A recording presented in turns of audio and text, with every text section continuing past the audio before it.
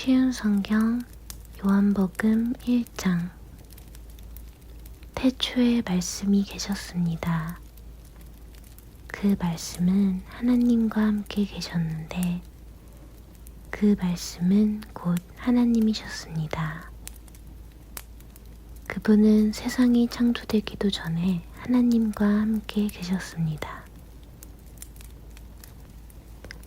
모든 것이 그분을 통하여 지음을 받았습니다. 지음을 받은 것 중에서 어느 것 하나도 그분 없이 지어진 것이 없습니다. 그분 안에는 생명이 있습니다. 그 생명은 세상 사람들을 비추는 빛이었습니다. 그 빛이 어둠 속에서 빛을 발했지만 어두움은 그 빛을 깨닫지 못했습니다. 하나님께로부터 보냄을 받은 요한이라는 사람이 있었습니다. 요한은 그 빛에 대해 증언하여 자기를 통해 모든 사람들이 믿음을 얻도록 하기 위해 보냄을 받은 사람입니다.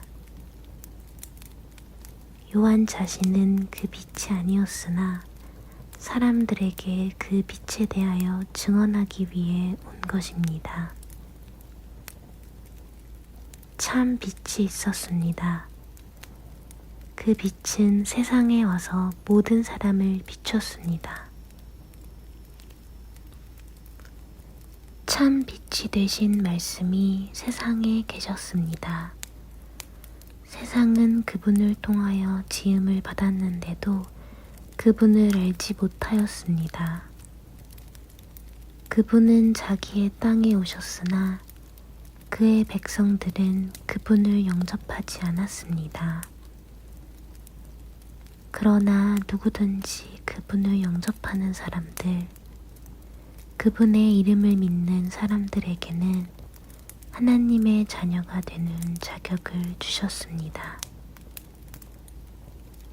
좋은 가문에 태어난 사람들만 하나님의 자녀가 되는 것이 아닙니다.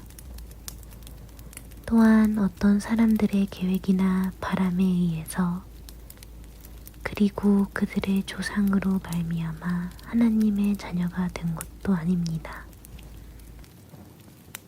다만 그들은 하나님 자신이 그들의 아버지라는 사실 때문에 하나님의 자녀가 된 것입니다. 말씀이 사람이 되어서 우리 가운데에서 사셨습니다. 우리는 그분의 영광을 보았습니다. 그 영광은 오직 아버지의 독생자만이 가질 수 있는 영광이었습니다. 그 말씀은 은혜와 진리로 충만해 있었습니다. 요한이 그분에 대하여 증언하며 외쳤습니다. 내가 전에 내 뒤에 오시는 분이 계시는데 그분이 나보다 더 위대하신 것은 내가 태어나기 전에 존재하셨기 때문이다 라고 말했는데 이분이 바로 내가 말한 그분이다. 그분의 충만하신 것에서 우리 모두는 넘치는 은혜를 받았습니다. 그것은 율법이 모세를 통해 주어졌지만 은혜와 진리는 예수 그리스도를 통하여 왔기 때문입니다. 지금까지 하나님을 본 사람은 아무도 없었습니다. 그러나 하나님이시며 아버지 곁에 계시던 독생자이신 분이 우리에게 하나님이 어떤 분이신지를 알려주셨습니다. 요한이 증언한 내용은 이렇습니다. 예루살렘에 사는 유대인들이 제사장과 레위인 몇 사람을 요한에게 보내어 당신은 누구십니까? 라고 묻게 했습니다. 요한은 그 질문에 거절하지 않고 대답했습니다. 그는 분명하게 말했습니다. 나는 그리스도가 아닙니다. 그러자 그 사람들이 요한에게 물었습니다. 그럼 도대체 당신은 누구십니까? 엘리야입니까? 요한이 대답했습니다. 아니요, 나는 엘리야가 아닙니다. 그러자 그 사람들이 물었습니다. 장차 오시기로 한 그 예언자입니까? 요한은 또 대답했습니다. 아닙니다. 그러자 그들이 요한에게 말하였습니다. 그렇다면 당신은 누구십니까? 우리는 우리를 보낸 사람들에게 보고해야 합니다. 대답해 주십시오. 당신은 자신을 무엇이라고 생각하십니까? 요한은 그 사람들에게 이사야 선지자의 말씀을 인용하여 대답했습니다. 나는 광야에서 주님을 위하여 길을 곧게 만들어라 하고 외치는 사람의 소리입니다. 보냄을 받은 유대 사람들 중에는 바리새인이 보낸 사람이 있었습니다. 그 사람들이 요한에게 물었습니다. 당신이 그리스도도 아니고 엘리야도 아니고 예언자도 아니라면 왜 사람들에게 세례를 줍니까? 요한이 대답했습니다. 나는 사람들에게 물로 세례를 줍니다. 그러나 여러분 가운데 여러분이 알지 못하는 한 사람이 서 계십니다. 그분은 내 뒤에 오시는 분이지만 나는 그분의 신발끈을 풀 자격도 없는 사람입니다. 이 모든 것은 요한이 세례를 주던 요단강 동편 베다니에서 일어난 일이었습니다. 다음 날 요한은 자기에게 오시는 예수님을 보고 이렇게 말했습니다. 보십시오. 세상 죄를 지고 가시는 하나님의 어린 양이십니다. 이분이 바로 내가 내 뒤에 오시지만 그분이 나보다 더 위대하신 것은 내가 태어나기 전에 존재하셨기 때문이다 라고 말했던 분입니다. 나도 이분이 누구신지를 알지 못했습니다. 그러나 내가 물로 세례를 주러 온 이유는 이분을 이스라엘 백성들에게 알리기 위해서입니다. 또 요한이 증거했습니다. 나는 성령께서 비둘기처럼 하늘로부터 내려와 그분 위에 머물러 계신 것을 보았습니다. 나 역시 그분이 그리스도이신 것을 알지 못하였습니다. 그러나 나를 보내어 물로 세례를 주라고 하신 분이 너는 그 어떤 사람에게 성령이 내려와 그 위에 머무르는 것을 보면 그 사람이 성령으로 세례를 주실 바로 그 분인 줄 알아라 하고 말씀하셨습니다. 나는 그분이 하나님의 아들이신 것을 보았고 그분이 바로 하나님의 아들이라고 증언하였습니다. 그 다음 날 요한은 제자 두 사람과 함께 다시 그 자리에 서 있었습니다. 그는 예수님께서 지나가시는 것을 보고 말했습니다. 보아라, 하나님의 어린 양이시다. 제자 두 사람은 요한이 이렇게 말하는 것을 듣고 예수님을 따라갔습니다. 예수님께서는 몸을 돌려 자기를 따라오는 두 사람을 돌아보며 물으셨습니다. 원하는 것이 무엇이냐? 그들은 랍비님, 사시는 곳이 어디입니까? 라고 말했습니다. 랍비라는 말은 선생이라는 뜻입니다.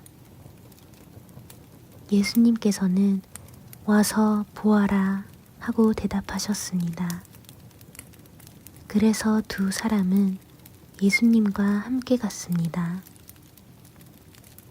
그들은 예수님께서 머무르시는 곳을 보았고, 그날 예수님과 함께 그곳에서 지냈습니다. 때는 오후 4시쯤이었습니다. 요한에게서 예수님에 대한 이야기를 듣고 예수님을 따른 두 제자 중 한 사람은 시몬 베드로의 동생 안드레였습니다. 안드레가 첫 번째 한 일은 그의 형 시몬을 찾은 일이었습니다. 그는 시몬에게 우리가 메시아를 찾았어 라고 말했습니다. 메시아란 그리스도를 가리키는 말입니다. 그리고 나서 안드레는 시몬을 예수님께 데려왔습니다. 예수님께서는 시몬을 보시고 네가 요한의 아들 시몬이구나. 이제 너를 게바라고 부르겠다 라고 말씀하셨습니다. 게바란 베드로란 뜻입니다. 다음날 예수님께서는 갈릴리로 가기를 원하셨습니다. 예수님께서는 빌립을 만나시자 그에게 나를 따라오너라 하고 말씀하셨습니다. 빌립은 안드레와 베드로와 같은 동네인 벳세다 사람이었습니다. 빌립은 나다나엘을 만나고 그에게 이렇게 말했습니다. 모세가 율법책에 썼고 예언자들도 기록한 그분을 우리가 찾았다. 나사렛 사람 요셉의 아들 예수님이 바로 그분이시다. 그러나 나다나엘은 빌립에게 나사렛에서 뭐 좋은 곳이 나올 수 있겠는가 라고 말했습니다.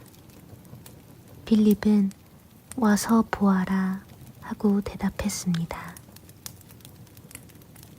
예수님께서는 나다나엘이 자기에게 오는 것을 보시고 여기 참 이스라엘 사람이 있다. 이 사람에게는 거짓된 것이 하나도 없다 라고 말씀하셨습니다. 나다나엘은 예수님께 저를 어떻게 아십니까? 하고 물었습니다. 예수님께서 대답하셨습니다. 빌립이 너를 부르기 전 네가 무화과 나무 아래에 있는 것을 내가 보았다. 나다나엘은 예수님께 선생님, 당신은 하나님의 아들이시며 이스라엘의 왕이십니다. 라고 대답했습니다. 예수님께서는 나다나엘에게 내가 무화과 나무 아래에 있는 것을 내가 보았다고 말해서 나를 믿느냐? 그러나 너는 그것보다 더 큰 일을 보게 될 것이다. 라고 대답하셨습니다. 그리고 그들에게 내가 너희에게 진리를 말한다.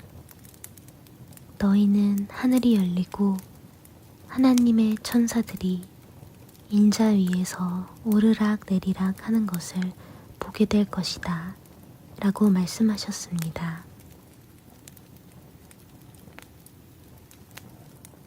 요한복음 2장 3일째 되던 날에 갈릴리에 있는 가나라는 마을에서 결혼식이 열렸습니다. 예수님의 어머니도 결혼식에 참석하였고 예수님과 그분의 제자들도 결혼식에 초대받았습니다. 포도주가 바닥났을 때 예수님의 어머니가 예수님께 이 집에 포도주가 다 떨어졌구나 라고 말해 주었습니다. 예수님께서는 어머니, 왜 저에게 이런 부탁을 하십니까? 저의 때가 아직 오지 않았습니다. 라고 대답하셨습니다.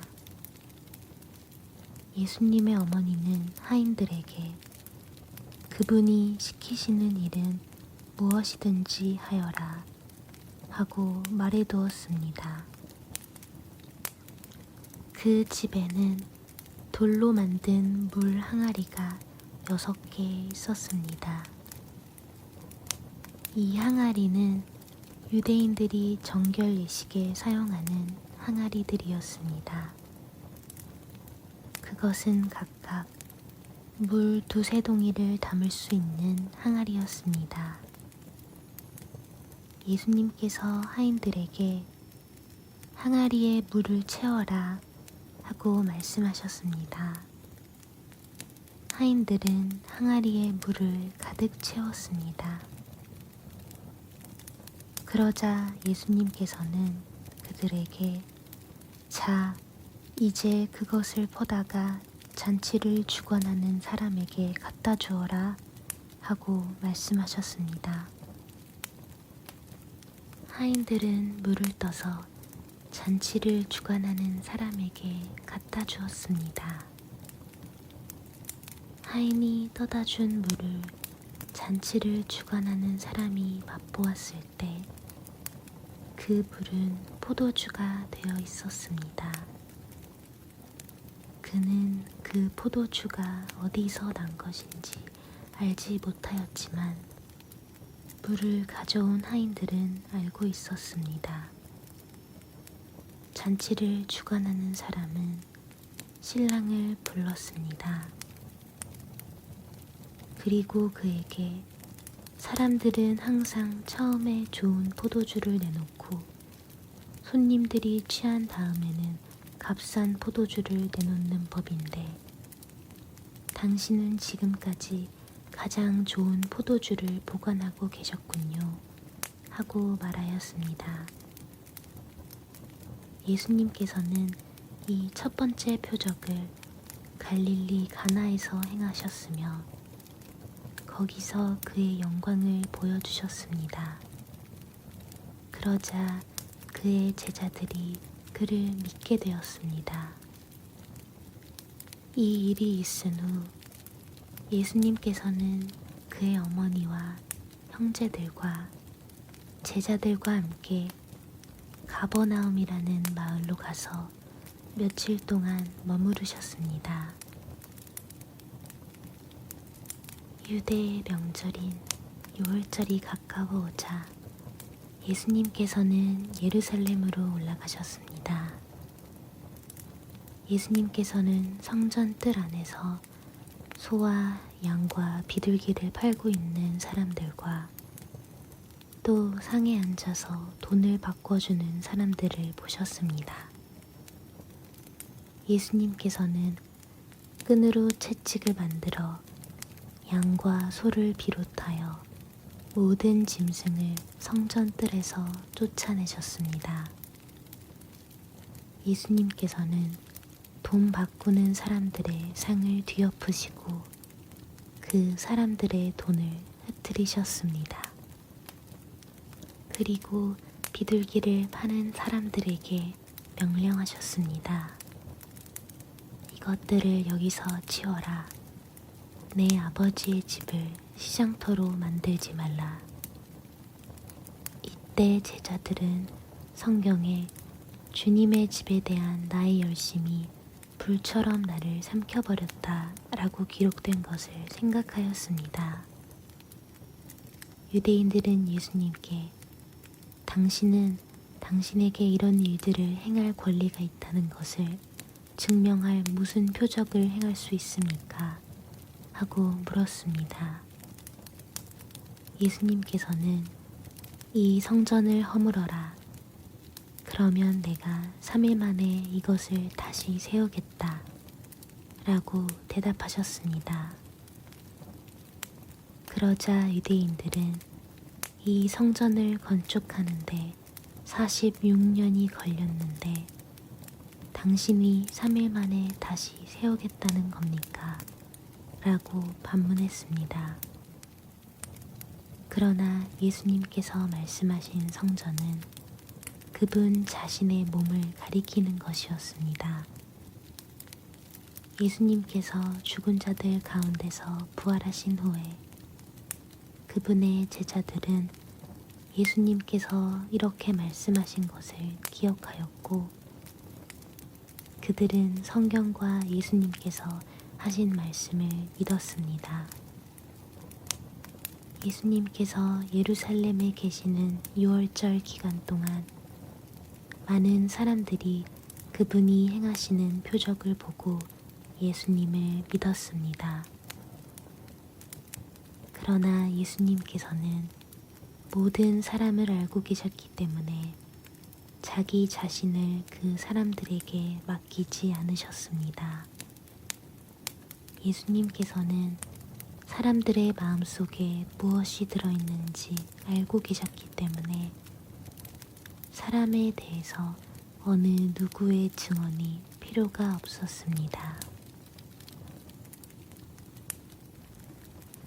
요한복음 3장.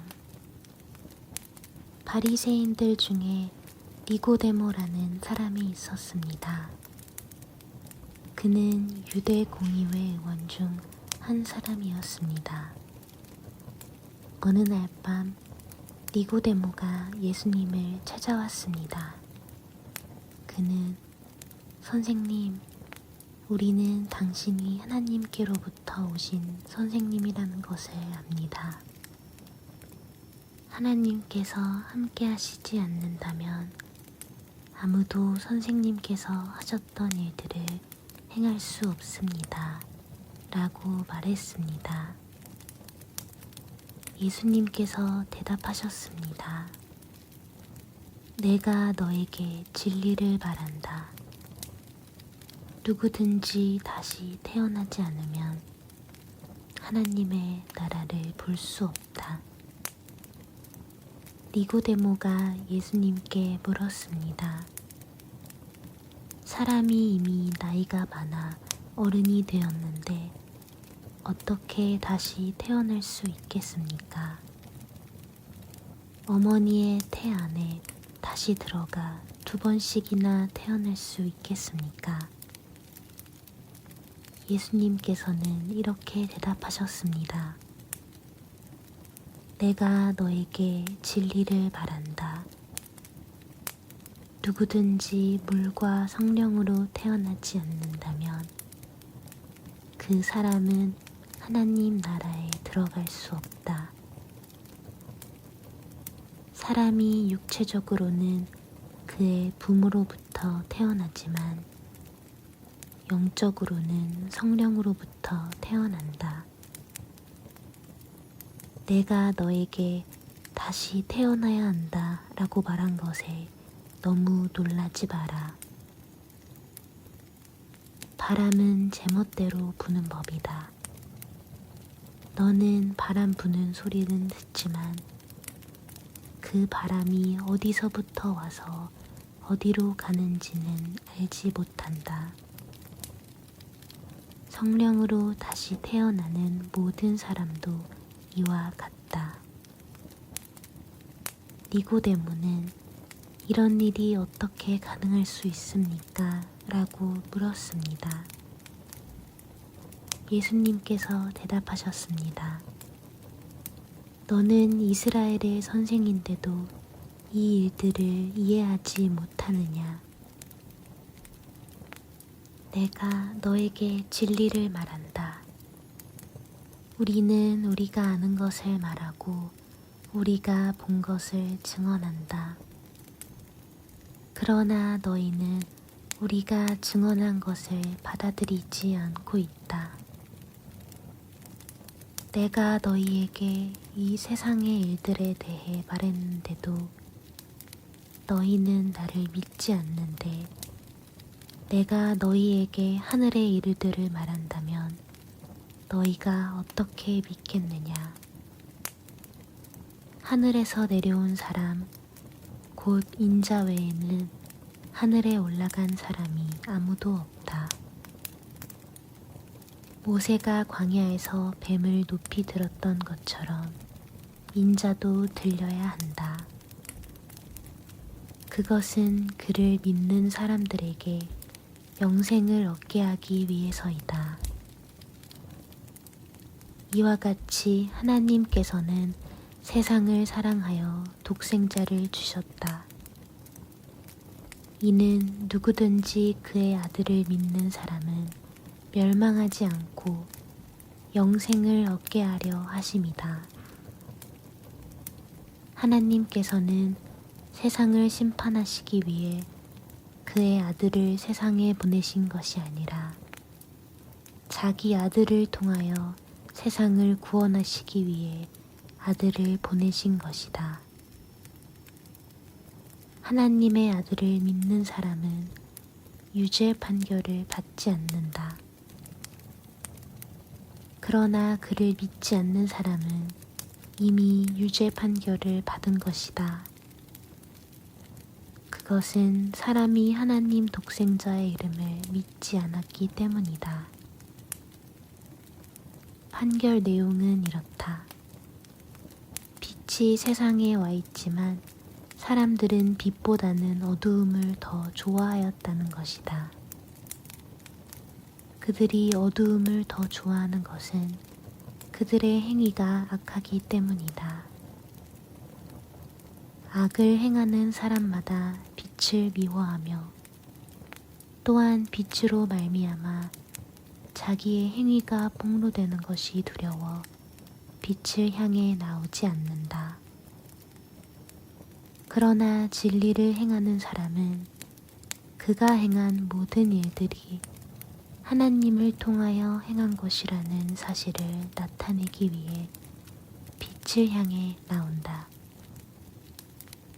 이 일이 있은 후 예수님과 그의 제자들은 유대 지방으로 갔습니다. 예수님께서는 거기서 그의 제자들과 함께 머무르시면서 사람들에게 세례를 주셨습니다. 세례자 요한도 살렘 근처에서 있는 에논에게 세례를 주었습니다. 이는 그곳에 물이 많고 사람들도 계속해서 자기에게 나아오기 때문입니다. 이때는 요한이 아직 감옥에 갇히기 전이었습니다. 요한의 제자들 중 몇 사람과 유대인 사이에 정결 예법에 대한 논쟁이 벌어졌습니다. 그래서 그들은 요한에게 와서 선생님, 요단강 동편에서 선생님과 함께 계시던 분, 즉 선생님께서 이전에 증언하셨던 그분이 지금 세례를 주고 계시며 모든 사람들이 그분에게로 가고 있습니다. 라고 말했습니다. 요한이 대답했습니다. 하늘의 하나님께서 주지 않으시면 사람은 아무것도 받을 수 없다. 너희들은 나는 그리스도가 아니며 그분보다 앞서 보냄을 받은 사람이다 라고 말한 것을 들은 증인들이다. 신부의 주인은 신랑이다. 신랑을 기다리며 그가 오는 소리에 귀를 기울이는 신랑의 친구는 신랑의 소리를 듣고 대단히 기뻐한다. 나의 기쁨도 이와 똑같은 것이다. 나의 기쁨이 이제 이루어졌다. 그분은 점점 더 위대해질 것이고 나는 점점 더 사람들의 관심에서 멀어지게 될 것이다. 위로부터 오신 분은 모든 것 위에 계신 분이다. 땅으로부터 온 사람은 땅에 속하여 땅의 일을 말한다. 그러나 하늘로부터 오신 분은 모든 것 위에 계신 분이다. 그분은 그가 보고 들었던 것을 증언하신다. 그러나 아무도 그분의 증언을 받아들이지 않는다. 그분의 증거를 받아들이는 사람은 하나님이 참되신 분이라는 사실을 인정한다. 하나님께서 보내신 그분은 하나님의 말씀을 전하신다. 하나님께서는 그분에게 성령을 한없이 주셨다. 아버지는 아들을 사랑하셔서 모든 것을 그의 손에 맡기셨다. 아들을 믿는 사람은 영생이 있지만 아들을 거역하는 사람은 생명을 보지 못하고 도리어 그에게 하나님의 진노가 있을 것이다.